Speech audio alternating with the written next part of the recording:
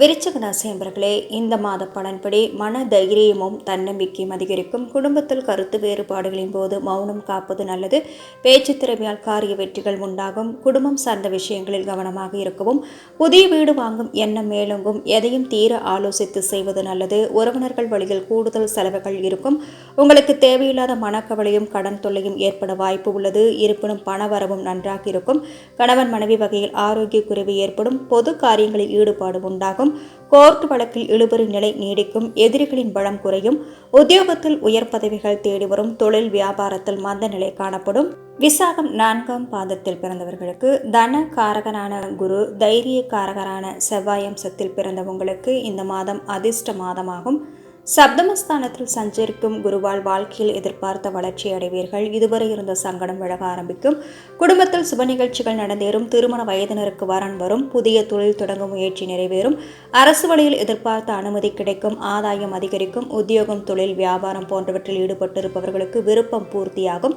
செல்வம் செல்வாக்கு அதிகரிக்கும். எதிர்காலத்திற்குரிய பாதை தெரியும். நோயால் பாதிக்கப்பட்டிருந்த உங்களுக்கு நிவாரணம் கிடைக்கும்.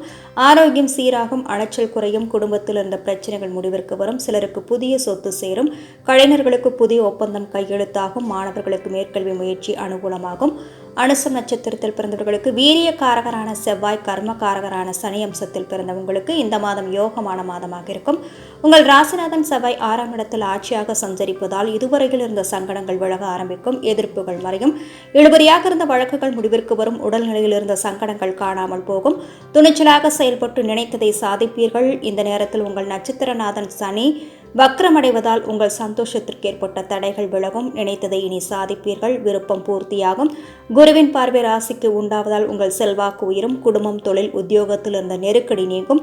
நினைத்ததை நினைத்தபடி நடத்தி முடிக்கும் நிலை உருவாகும். பொருளாதார நிலை உயரும். மற்றவர்களுக்கு உதவி செய்யக்கூடிய அளவிற்கு முன்னேற்றம் காண்பீர்கள். கேட்டை நட்சத்திரத்தில் பிறந்தவர்களுக்கு இரத்தக்காரகன், யுத்தக்காரகரான செவ்வாய், வித்யாகாரகரான புதன் அம்சத்தில் பிறந்தவங்களுக்கு இந்த மாதம் திருப்புமுனை மாதமாகும். உங்கள் ராசிநாதன் செவ்வாயும் நட்சத்திரநாதன் புதனும் இந்த மாதத்தில் உங்களுக்கு முன்னேற்றத்தை வழங்க இருக்கிறார்கள். குரு பகவானின் பார்வையும் கூடுதலாக நன்மைகளை வழங்கப் போகிறது. சப்தம குருவால் இனி உங்கள் வாழ்க்கை சந்தோஷமாகும். மனதில் இருந்த சங்கடங்கள் விலகும். உங்கள் நிலையில் முன்னேற்றம் தோன்றும். புதிய பாதை தெரியும்.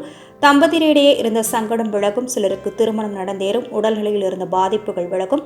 சனி பார்வையால் சங்கடப்பட்டு வந்த நிலை இனி மாறும். சனி வக்கரமடைவதால் நோய்களில் இருந்து முழுமையாக மீண்டு வருவீர்கள். உங்கள் திறமை வெளிப்படும். பணிபுரியும் இடத்தில் செல்வாக்கு அதிகரிக்கும். வேலைக்காக முயற்சித்தவர்களுக்கு எதிர்பார்த்த வேலை கிடைக்கும். சங்கர நாராயணனை வழிபட்டால் சங்கடங்கள் விலகும்.